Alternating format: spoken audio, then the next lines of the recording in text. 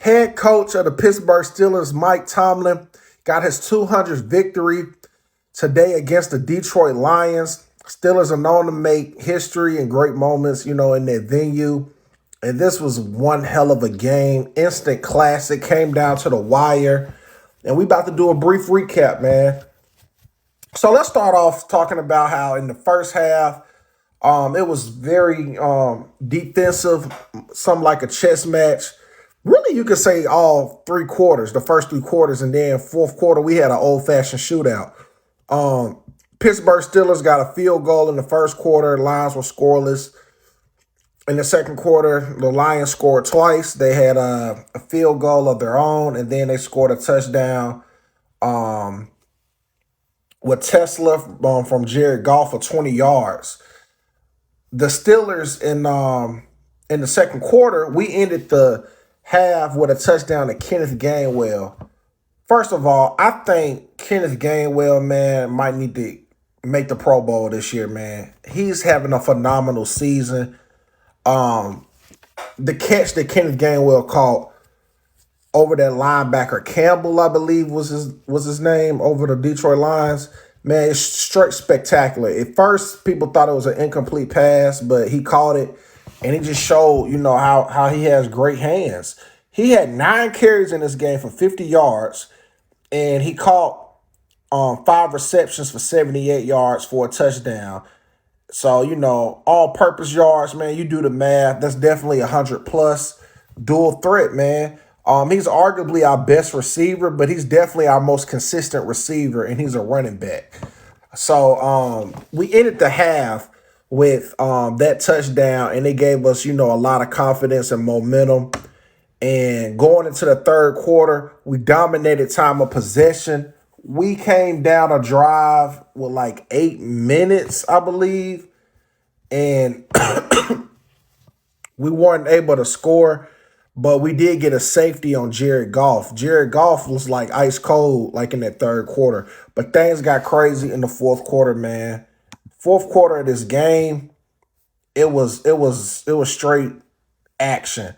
Chris Boswell hit a 23-yard field goal attempt. Jalen Warren, he rushed for a 45-yard touchdown. And Jalen Warren had a spectacular game. 14 carries, 143 rushing yards, 2 touchdowns. One of his best, probably his best game of the season. So I was saying on the live, shout out to everybody that was on the live, we watched the game. I was saying like, man, Jalen Warren came into this game with probably like 5 or 6 touchdowns. And I was like, he could possibly, get 10 rushing touchdowns to end the season. That'd be good because his season has been kind of, lackadaisical and kind of off and on. So it was good for him to have a breakout performance. Now, before I continue breaking down what happened in the fourth quarter, I have to speak on one of the biggest headlines from this game, and it was DK Metcalf, wide receiver for the Pittsburgh Steelers. Something happened with him and the fan in the first half. From what I heard the commentators say, I caught the tail end of it. The commentator was basically saying like the fan caught his attention with his, like, saying he had like his jersey or whatever, but it was a Detroit Lions fan. And when Metcalf went over there, he said something apparently inappropriate, and it ruffled his temper. And Metcalf like punched him. I was honestly surprised that he didn't get ejected from the game, but I definitely believe Metcalf is going to be suspended.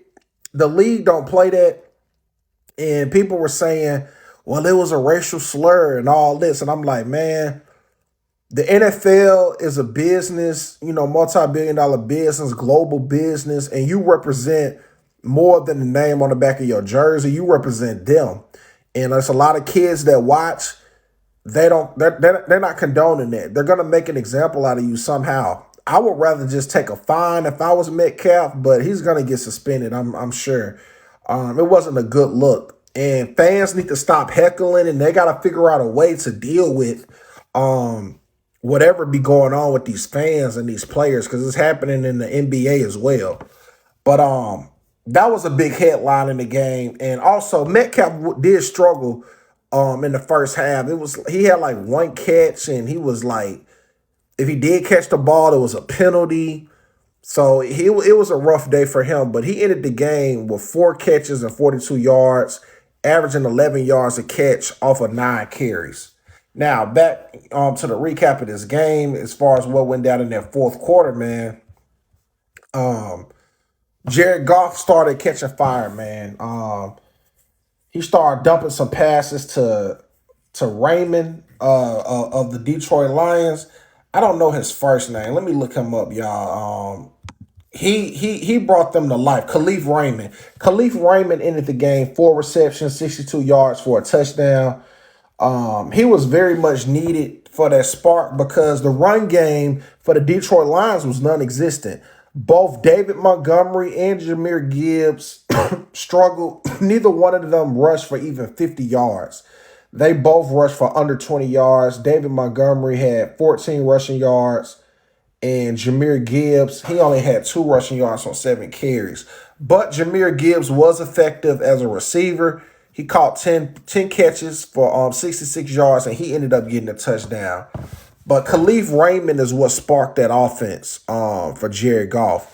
And that's when things started picking up. And after he scored his touchdown, that's when it was like somewhat of a back and forth between the Steelers and the Lions. After that, Jalen Warren rushed for a 45-yard touchdown. And I think we were up. I forgot the score, but we tried to go up with the field goal to make it a touchdown and a 2-point conversion. And Boswell, who has ice in his veins, I'm literally saying it while he was getting ready to take the kick. They said I jinxed him.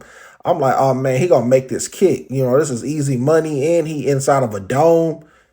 Man, he missed that kick, and that's when the Lions had an opportunity to take advantage of trying to win the game, because they started dominating our defense in the fourth quarter with time of possession.